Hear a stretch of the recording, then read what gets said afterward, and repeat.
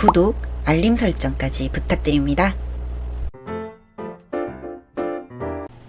오늘도 우리 사는 이야기 찾아주셔서 감사합니다. 사연자분이 보내주신 이야기 시작해볼게요. 안녕하세요. 저는 대구에 사는 40대 중년의 대한민국 아줌마예요. 저희 신랑은 선을 봐서 만나게 되었는데 직업이 좋지는 않아도 사람이 순박하니 선한 맛에 같이 살고 있어요. 저는 중견 기업에서 회계 관련 일을 하고 있고 신랑은 건물 외벽 청소 일을 하고 있어요. 건물 외벽 청소 일이라는 게 처음에는 생소하기도 하고 낯선 직업이라 특이하게 생각을 했는데 결혼을 하고 나니 늘 걱정이 되더라고요. 저희는 30에 결혼해서 지금은 초등학생인 아들이 한 명 있어요. 저희 시댁은 저보다 2살 어린 시누이가 있는데 시누이는 7살, 6살 딸을 둘 키우고 있어요. 조카도 있고 저희 아이들도 있다 보니 시댁은 모이면 늘 시끌시끌하답니다. 사실 처음에 제가 시집을 오고 나서 시댁도 며느리가 처음이다 보니 낯설하기도 하면서 시댁이라고 갑질을 좀 하고 싶어 했었거든요. 그런데 눈치 없고 순둥순둥한 신랑 덕분에 편히 넘어갔습니다. 결혼하고 초반에 시누이가 본인이 먹게 전을 좀 구워달라고 하더라고요. 채소도 끝나고 밥도 먹고 나누라서 데워서 줄 수 있는 전이 몇 가지 없는 상황이라 지금 전이 몇 개 없다고 이야기를 했더니 인상을 팍 쓰면서 그럼 남은 재료를 지금 해주면 되잖아요 하면서 딱 저렇게 말했어요. 저는 저보다 나이도 어린 게 말하는 게 참 싸가지가 없다 생각을 하면서도 결혼하고 2번째 제사니까 제가 하려고 했습니다. 그런데 그때 저희 신랑이 시누이 뒤통수를 때리며 너는 손이 없냐 발이 없냐 딱 이렇게 말을 하더라고요. 시누이는 열이 받아서 새언니가 한 게 맛있다고 그것 좀 해주는 게 그렇게 어렵냐? 난리를 부렸고 갑자기 전화를 꺼내들려고 했습니다. 오빠 뭐야? 어디 전화해? 장모님한테. 뭐? 왜 전화하는데? 결혼 전에 쓸데없는 걸로 손에 물 묻힐 일 있으면 장모님이 오셔서 해주신댔어. 신랑이 저렇게 말을 했고 그 말을 들은 시어머님은 허둥지둥하며 신랑의 휴대폰을 빼서 들었습니다. 이미 통화가 연결된 상태라 시어머니는 어색하게 저희 엄마한테 안부 인사를 전했고요. 시어머님은 전화를 끊자마자 시누이의 등짝을 때렸고 그날 이후 짧은 시누이 짓도 할 수 없었어요. 그 이후로는 그냥저냥 대면대면 지내고 있었습니다. 결혼 후 10년 정도 지나서부터 시어머님이 아프기 시작했어요. 저희 시댁은 시아버님이 일찍이 돌아가시고 시어머님이 혼자 신랑과 시누이를 키웠는데 젊어서부터 몸을 많이 쓰셔서 그런지 늘 여기저기 아프셨거든요. 처음에는 단순히 허리가 아프다, 뼈마디가 쑤신다 정도였는데 살이 찌기 시작하면서부터 당뇨의 합병증에 겹쳐 인슐린 주사를 맞으면서 지내세요. 여기저기 성한 데가 없지만 시어머님은 늘 밝은 모습을 유지하려고 애쓰셨고 저희가 자주 왕래를 하면서 건강 상태도 체크를 하고 있었습니다. 시어머님이 아픈데도 불구하고 시누이는 결혼 후 종종 아이들을 맡기기도 하고 반찬 부탁을 자주 했어요. 제가 뭐라고 하기엔 예민한 부분이라 신랑에게 부탁을 한 적도 있는데 결혼하기 전에는 혼내면 혼나던 시누이도 신랑의 말을 듣지 않았고 아픈 시어머니를 무시하기 시작했습니다. 원래 대부분은 엄마랑 딸이 사이가 좋은 게 보통인데 저희 시댁은 사이가 별로 좋지 않아요. 그래서 명절에도 시누이는 본인 시댁 핑계를 대고 안 옵니다. 그리고는 개인 SNS 계정에 놀러간 사진을 올려요. 신랑이야 SNS를 안 하니 모르겠지만 다 알고 있는 저로서는 중간에서 입장이 참 난처합니다. 그러다 얼마 전 시어머니의 발가락이 합병증으로 괴사가 되어 수술을 할 일이 있었는데 시어머니께서 저희에게 이야기를 안 하셨어요. 그때 병원에 갔다가 퇴원을 하려고 하니 병원비가 모자랐던 것 같습니다.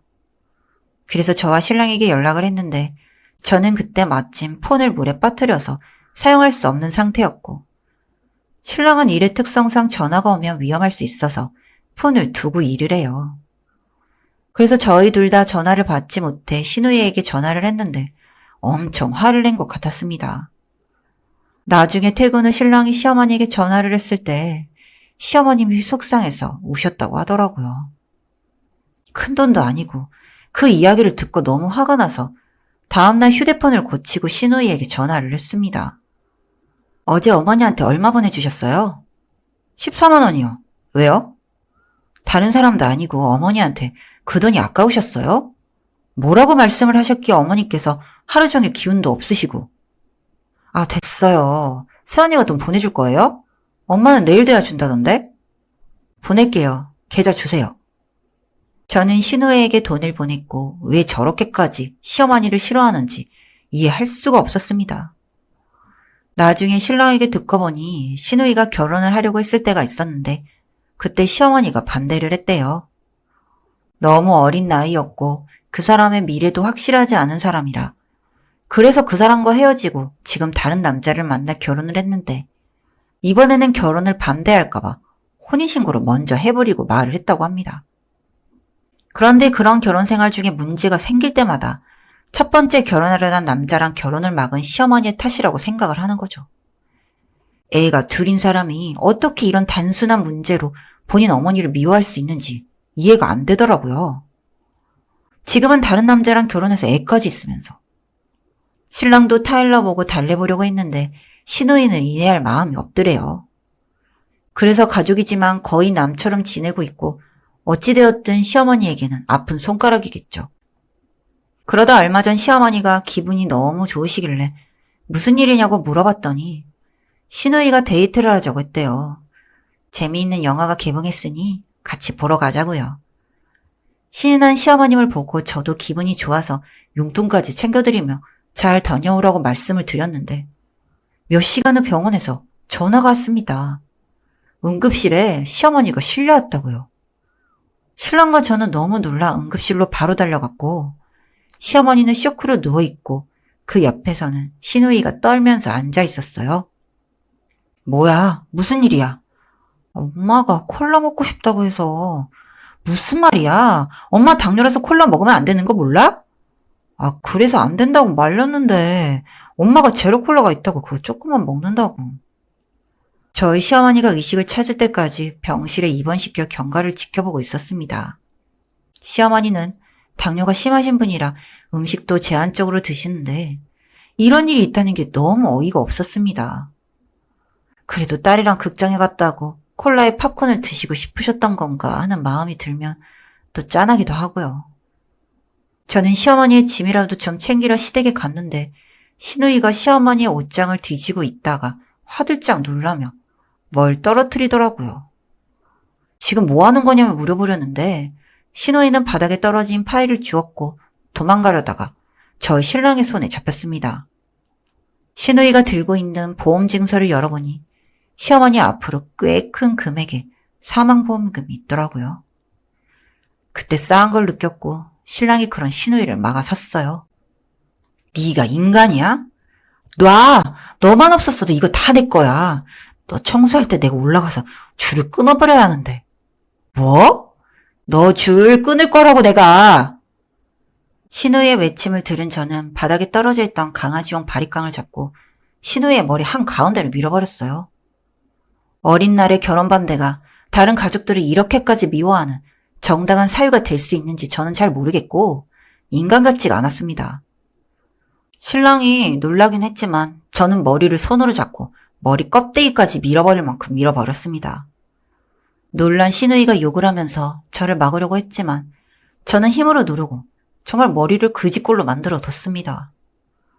그리고 시어머니는 빠르게 상태가 호전되어 4일 만에 퇴원을 했어요.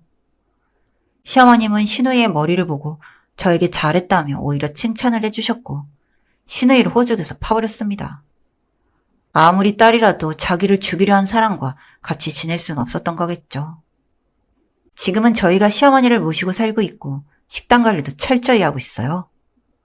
이런 걸 보면 꼭 핏줄이 전부는 아닌 것 같기도 하답니다. 저처럼 기가 막힌 일을 겪으신 분들 과연 계실까요? 사연은 여기까지였고요. 우리 사는 이야기 시청해주셔서 감사합니다.